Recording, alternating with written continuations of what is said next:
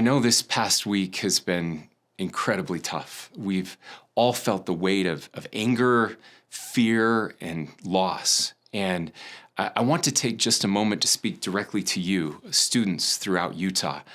Right now, it may feel like rage is the only language in our politics, but you have the power to choose differently. Every person you meet is more than a party or more than a label, more than a post online. Everyone deserves dignity and respect.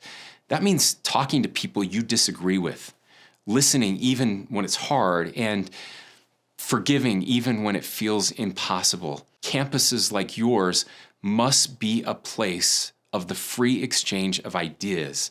It's critical to our American experiment.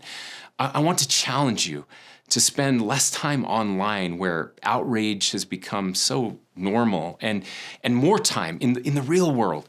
Put down your phone, read something that lifts your spirit, go outside, laugh with your friends, serve your neighbors. Remember, what happens online is not real life. And if you're wondering whether this can actually make a difference, just look around. Utahns lead the nation in service, in giving, in community. When tragedy struck this past week, there weren't riots or destruction.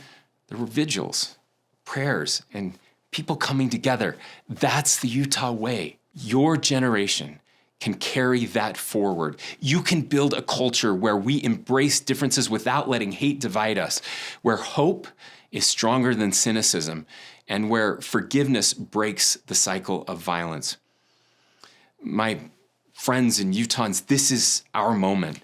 The question is, do we escalate or do we walk down the better path? My prayer is that you will choose humanity, connection, and love. And I believe with all my heart that you will.